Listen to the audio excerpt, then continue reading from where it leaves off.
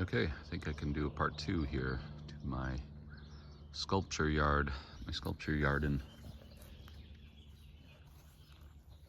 Yeah, I've been super lucky just to have these ostrich ferns. This is a heap of art supplies. It's traveled like a blob throughout the yard, different places. I moved it over here recently for the convenience of some neighbors.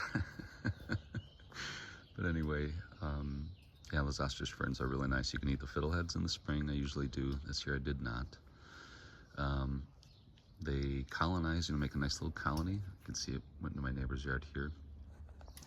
And they slowly expand where they can, but it's slow. You can, for me, I love it because then I can go, like you can see a couple that grew over the edge. I can peel those off every year and move them to different parts of the yard or give them to friends nearby or whatever.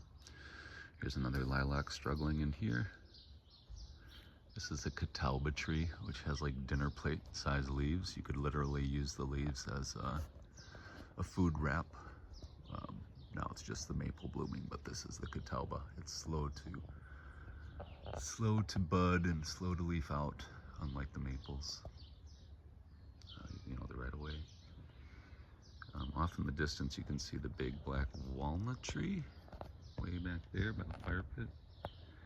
And I wanted to mention before I forget that although I don't eat the walnuts, because a quick Google search will show you it's difficult to husk them, to get them cracked open. You have to then, run a fine eye over all the nut meat, make sure there aren't any shells in there that'll bust your teeth. But there's an easier medicine that comes with that black walnut tree, and that is that it's part of a dewormer recipe. So by itself, it's a dewormer for certain parasites. There's two others. I can't remember the names of the two other that are typically used in folk medicine for deworming. I think the other one might be wormwood or artemisia. I can't remember. But anyway, so what I do is I take the green husks, which can be used like a henna dye also, but you can consume the tea from it. And you have to get it, ironically, there are like visible worms that will nest in there, some kind of moth or something. But you get the black walnuts, and I run them over a cheese grater, grate off some of the green husks, take a quick peek, make sure that nothing's crawling out of them. And then I roast them in the oven for just a few minutes. I want to say maybe 6 or 7 minutes, like beef jerky with it cracked open with the rag in the door so that the moisture comes out.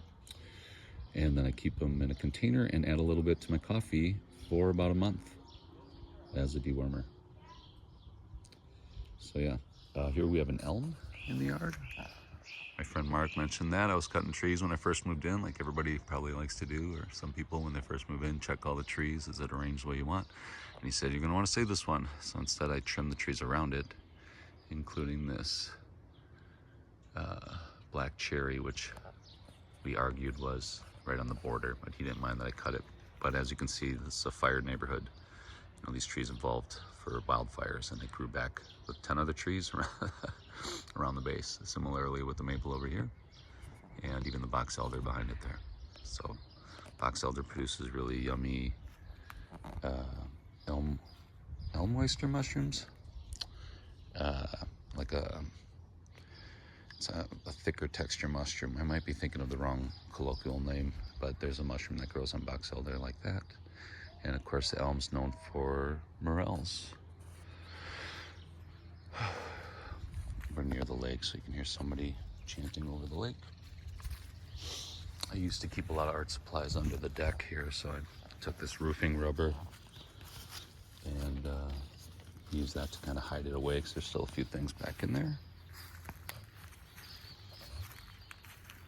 And you can see I kept 2 mulberry bushes here by the potato patch by the shed. I tie a string there, so every other year, whenever I do tomatoes, I can have strings going between the mulberries. And they're easy to bonsai, to trim them down, If a compost there, old shagbark hickory that I left on purpose. It's a nice big beautiful snag. Woodpeckers are on that, but I don't think anything nests in there, except for maybe the chipmunks. This is the beautiful red oak, which I've heard varying opinions, from 250 to 400 years old. It's a really big tree. Definitely worth walking by. When I first bought the place 13 years ago, it was surrounded by hostas, and there's still a few hostas there. You know, they're Eurasian exotic. They're pretty much naturalized, though. Lots of people in the Midwest at least have hostas everywhere. Apparently deer like them, but in 13 years we've only had one deer here that I know of. Some crawled through in the middle of the night and I didn't know, but used to have a lot of raccoons and possum. Had a coyote and a fox come through, but not a lot of big wildlife lately.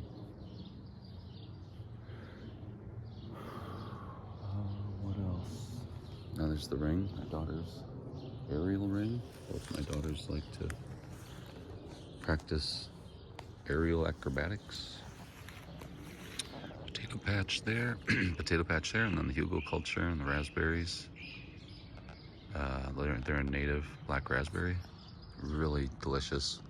One flush of berries, and I put them in there to protect the Hugo culture, which is pretty much a non-productive garden. I've grown a few things in there, but I think it needs to be a bigger Hugo culture to be more effective. And over here, a bunch of natives, including the pagoda dogwood, which is a great example of local Wisconsin native balanced forests. You know, they grow. I learned over the years that before the Eurasian plants were introduced, including Eurasian trees, the natives, you know, a lot of the plants grew horizontally, and you can see it typified there. Let me show you. I'll get a little closer. This is a pagoda dogwood.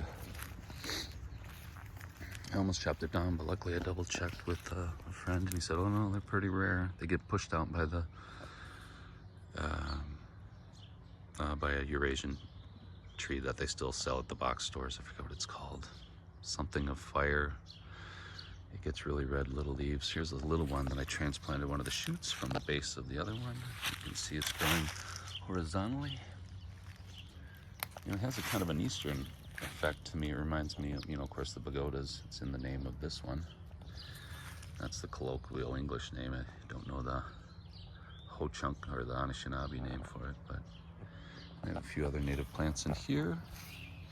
Put some shrubbery in here to offer some wildlife opportunities and also protect this area from traffic.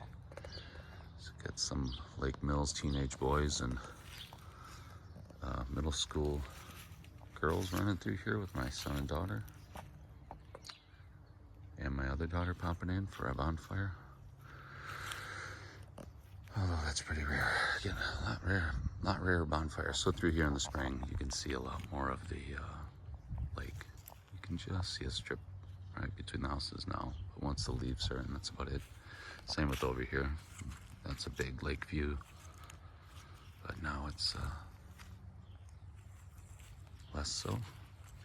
And I have a redwood tree there, just a little sapling, and another one here. And this is where the chicken coop was, so this is a first-year garden. I'm just kind of moving the soil around. I have the bonfire pit, the corner of the yard, the old black walnut right here. You can see it has like a branch for building a swing on it there. Another black walnut there, another one there. Neighbor has tapped those before for the syrup. It's really tasty. Here we have, you can see a lot of, what are they called? Dame's rocket plants, which are edible, make beautiful blooms here in a few days. But they're mildly aggressive, so I pull them back. But they still sell them in seed packets, so I don't go crazy trying to pull them back because they're just everywhere. And they compete with the local phlox, which are not edible, but also very pretty. I've pulled all the garlic mustard out. I still get 2 or 3 plants a year, probably just from birds. The shed was really active for my oldest daughter for a while. She had a lot of friends there from when she was in high school here in town. And they had some fun. My youngest daughter really liked the tree swing.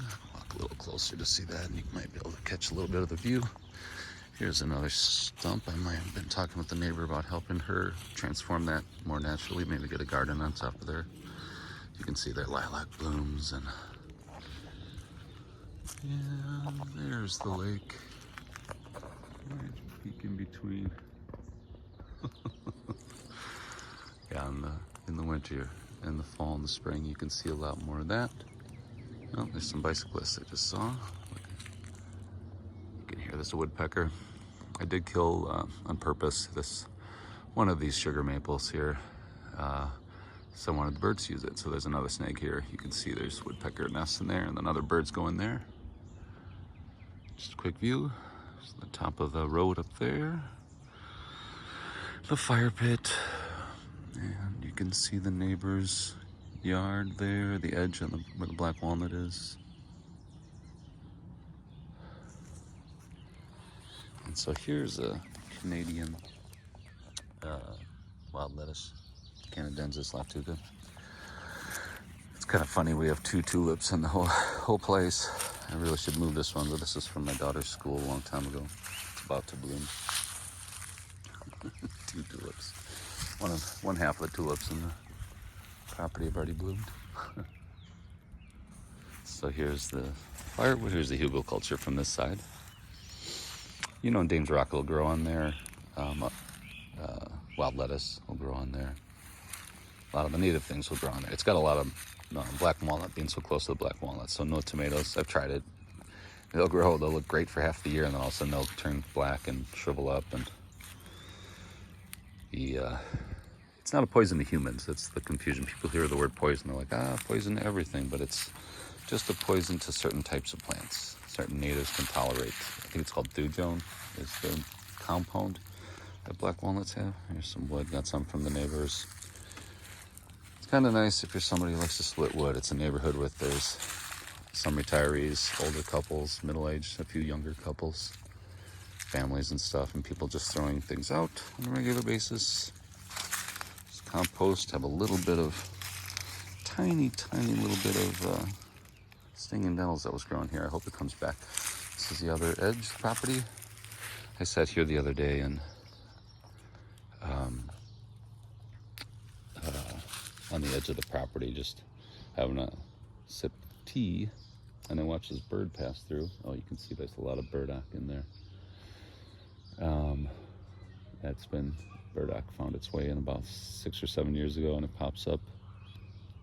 Anyway, I saw this bird pass through and I didn't recognize. It was mostly black, a little bit of orange, a little bit of white, and smaller and sleek. It just sat there chirping and looking at me for a minute or two, and then flew off. And yeah, so it's very quiet here. The connection of the 2 neighbors' yards, my yard and the neighbor's yard.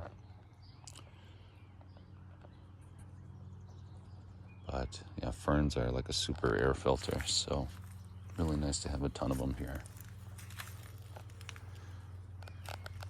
And this is the old cap from either from a well or from an outhouse. I found it when I was digging up the potato patch over here. And then this is a bag of sawdust that I inoculated with lion's mane mushroom. So I've got a screen over the top to keep out rodents. And it looks like there's mycelium right here, I hope. It can take up to 2 years. You can see some white there. So maybe on the next rain, I don't know. These are jewelweed plants, which are local native. These are the darker yellow blooms. There's also a lighter yellow variety that grow closer to water. These still need to be kind of close to water. Look how beautiful this looks. So let's see if I can go down without capturing my shadow. I guess I can't. And of course, this is Hammock Central. There's a piece of aspen I collected up in Vilas County. This little guy here. Use that for all sorts of things. I had about a dozen at one point for shelters and stuff, but now it's down to 1. Yeah, this is a good spot to tie up a hammock.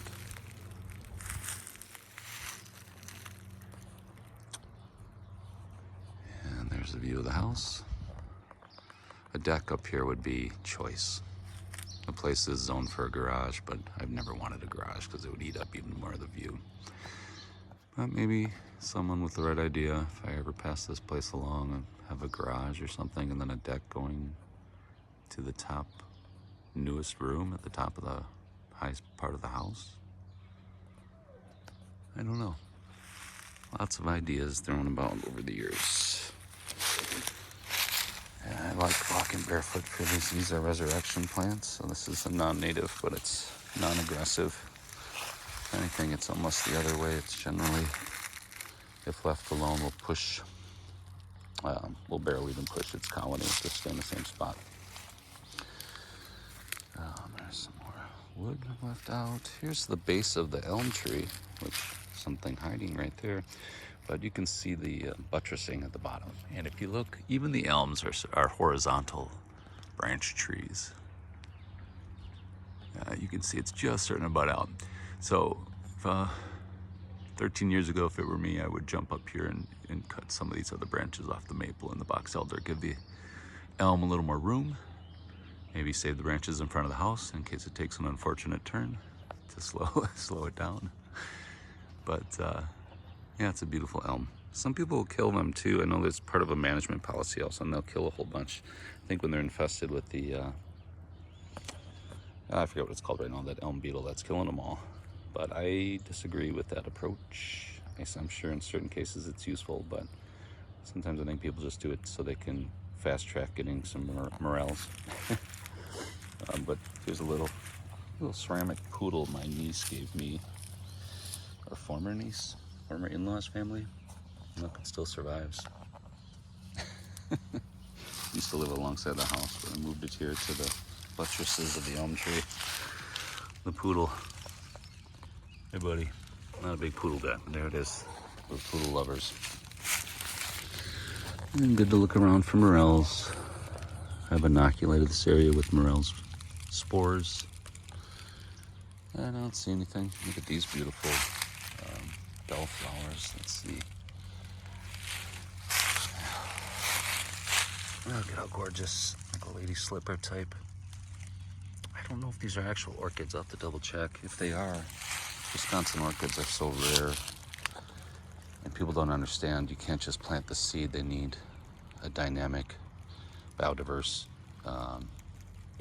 nature reserve, because they have to use insects to propagate. And I think some cases even mice too, I think. Yeah, look how beautiful, And then back to my art supplies and the deck and the barbecue. In the sunroom. How lucky of a guy am I that I've had this sunroom to make artwork and to have friends and family with fires with the Ben Franklin stove. And I'm really thankful. I've been really lucky. I've lived in a lot of apartments that weren't so nice. And some that were. But yeah. I think that's it. I don't think I'm going to make a part 3. I think I covered everything. Sure, there's a few things about native plants and whatnot. But here it is, May 11th, May 12th. These are still, some of them still budding. Some of them are fleshed out. You can see the black walnut. It's just, the buds are just opening, and those leaves are interesting. In the fall, they'll fall. They're the first to fall, and you see they're late to bloom. They're late to bud, late to leaf out. But then their leaves will fall and they disintegrate really fast. Something you wouldn't notice unless you're somebody who takes care of the property or the land. But people get so upset, they battle it out with these leaves. Oh, the leaves, I hate the leaves, I must fight. And yeah, they're going to move around a little bit, but unless you have a major tornadic windstorm coming through, they generally stay mostly where they're at. And so you don't need the government and the city and everything to come through and vacuum them out and blast them and carry them and haul them. You can usually sequester them if you have a slightly larger yard. Smaller yards, I'm sure it's tougher. It may be impossible for some of the smaller yards, but for a bigger one like this, it's better for the environment. Builds the soil, brings in fireflies. It's a big deal. Helps the pollinators. Okay, I think I'm gonna pack this thing up. Thanks for listening to me. This is Ben Zoltak with Bottomless Inkwell. Hopefully making art soon. It is the warmest part of the year. I'm gonna get some writing in too. All right, ciao.